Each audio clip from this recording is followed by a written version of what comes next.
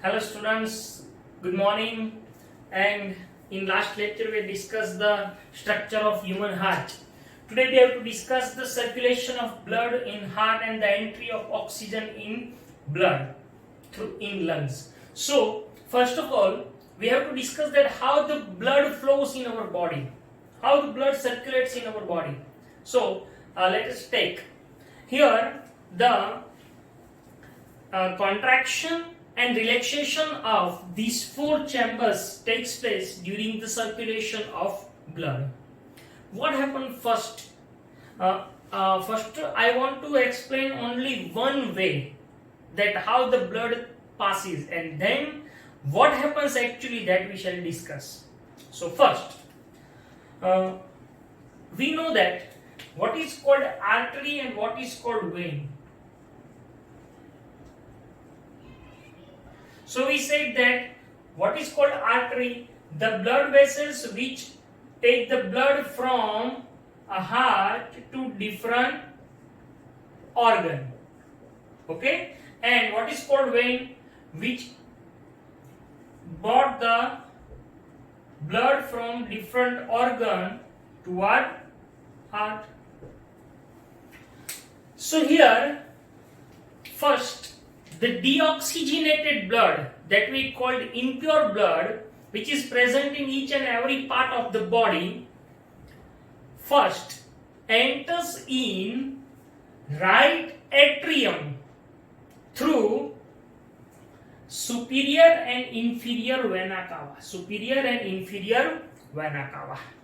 So these both take the impure blood or deoxygenated blood from various organs and they pour this blood into the right atrium. So first the right atrium receives the deoxygenated blood which contain carbon dioxide.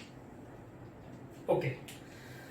What happens when the blood enters? All the four chambers are relaxed. At this time, the blood first enters in this section through superior and inferior vena cava. Now, when the right atrium filled with deoxygenated blood, due to the contraction, now it contracts. Due to the contraction of right atrium, the blood goes into right ventricle. See, remember this path.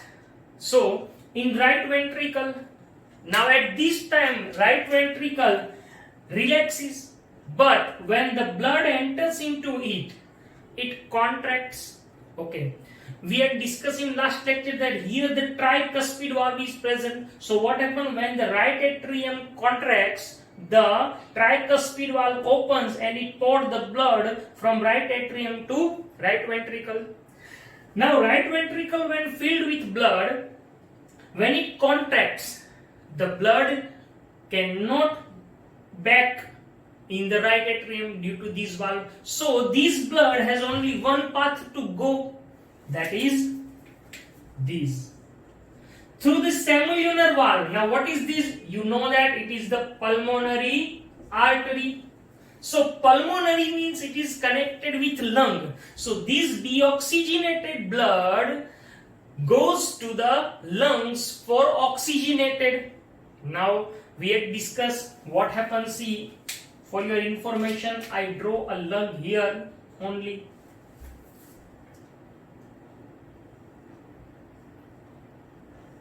It is for your information just.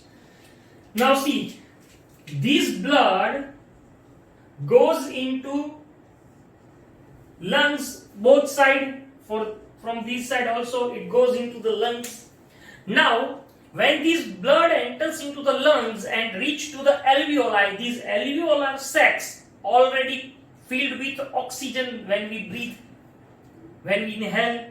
So this oxygen already present in these alveoli sac, while the blood with these pulmonary artery enters into the lung, it also reaches to the alveoli because alveoli are covered by the complex or blood capillaries, a network of blood capillaries. So when the blood reach there, the exchange of gases takes place in lungs.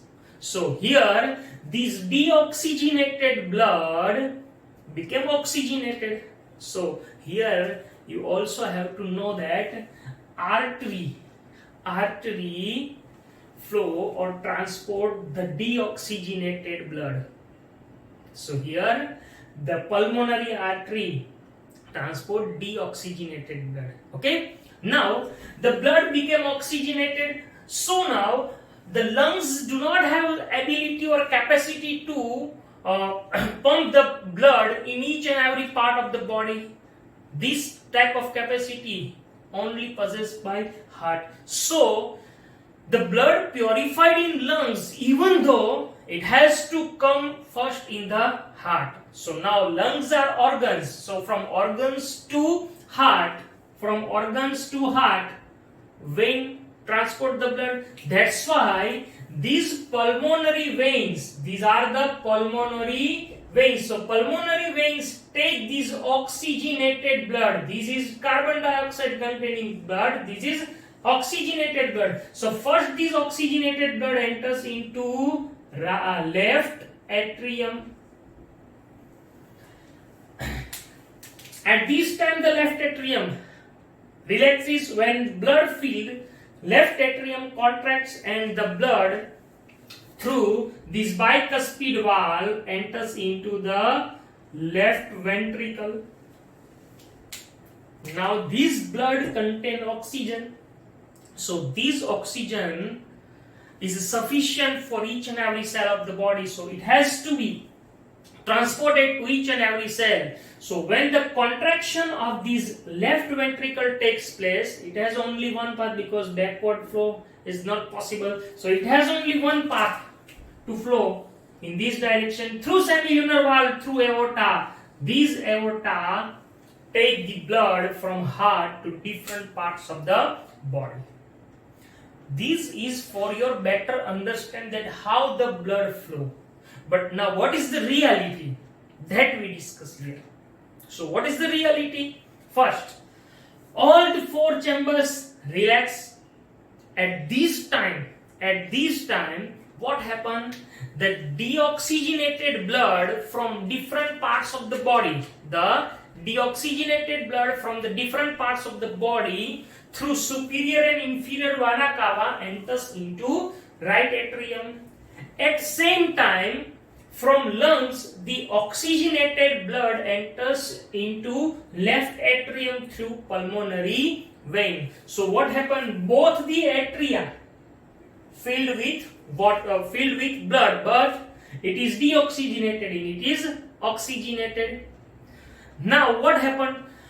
Both the atria contracts at same time.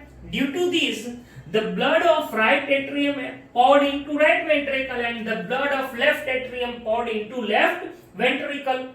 So at this time, here the deoxygenated and here oxygenated blood comes, but they do not mix because these are separated by a septum. Okay. Now what happens when these ventricles contract? When this ventricle contracts, what happens? The blood from right ventricle goes through pulmonary artery in lungs and the blood from left ventricle goes into aorta and through aorta it goes to different part of the body, so that the blood circulates from our heart in two different paths, one toward lung and second toward different organ. That's why this type of circulation is known as double circulation. So this is how the blood circulates in our body. Okay, so very interesting point. Now we discuss it with point wise and note down it. See what happens. First, all the four chambers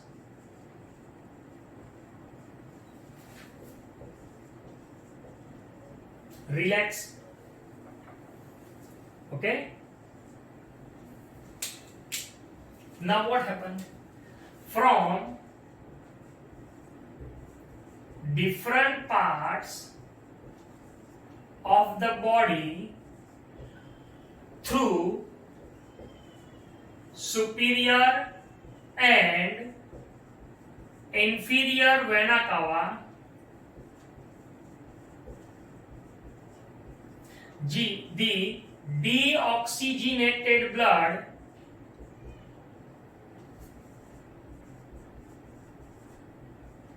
enters into right atrium. At same time, what happens from lungs through pulmonary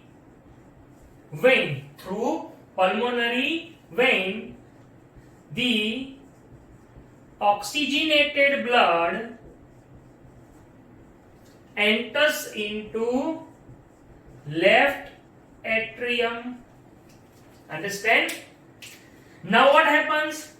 Both these atrium contracts. So when both these atrium contracts or contraction takes place, the blood from right atrium enters into right ventricle, and the blood of left atrium enters into left ventricle.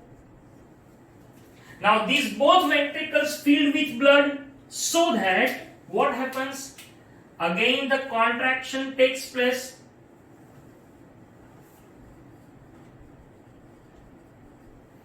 Due to the contraction of right ventricle, the deoxygenated blood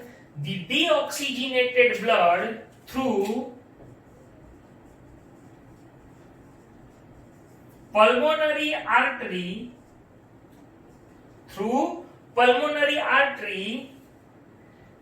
it reach to or it transport toward lungs, while from left ventricle through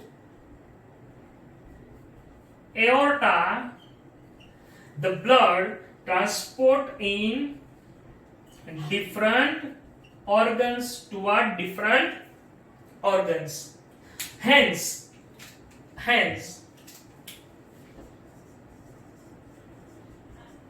the blood flows into different paths in human body. This type of circulation is known as double circulation. Okay, so it is called double circulation. Now, how the oxygen enters into the blood, that we already discussed, but here in our book it is given separated, that the entry of oxygen in the blood in the lungs. So as we know that we mammals and birds need more energy to maintain our body temperature. That's why, I repeat, mammals and aves, birds, need more energy to maintain their body temperature, and that's why they need more energy to maintain it, and that's why we need more oxygen, so that the separation of these left and right part of heart, you have to understand that these heart divided into mainly two halves, that is right part and left part. In right part always the deoxygenated blood flows, and in left part always oxygenated blood flows. Second thing I mentioned in last lecture, that the wall of ventricles are thick. Here in right ventricle, the left wall of left ventricle is more thicker than right ventricle. Why? Because from right ventricle only the blood have to transport toward only lungs. So in comparison to it, the blood from left ventricle has to reach in each and every part of the body, so the pressure of these must be higher, and that's why these pressure bear due to the thick wall.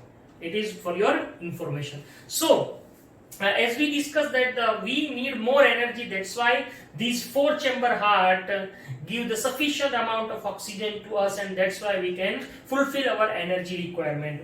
What happens in amphibians and reptiles? Some amphibians and reptiles like frog having three chambered heart. So three chambered heart means they have two atrium, means atria, and one ventricle. So in this type of heart, the blood mix, means oxygenated and deoxygenated blood poured into ventricle, and that's why they mix. But they tolerate these mixing. The reptiles and amphibians can tolerate this mixing, and that's why they have three chambered heart. While in case of fish, it has two chamber heart. Why? You know that, and we had discussed that through gills the water enters in the through mouth the water enters into the body, and through gills the water separates, and that's why the oxygen separates from gills. So the blood reach to gills, and then the oxygen enters into the blood, and then it transports. So in different types of organism, different types of hearts are present, and in mammal specifically, it is four chambered heart, and these four chambered heart circulate in two different parts. That's why it is known as double circulation. Okay, so for your information, ants and mammals have four chamber heart. Then amphibians and reptiles have three chamber heart, and fish has two chamber heart. So in four chamber, two atrium, two ventricle. Okay, in three chamber, two atrium, one ventricle, and in two chamber, what happened? One atrium and one ventricle. Okay, so this is the path of blood in human body. Hope you all can understand it. So prepare this topic and get the mark. Thank you so much.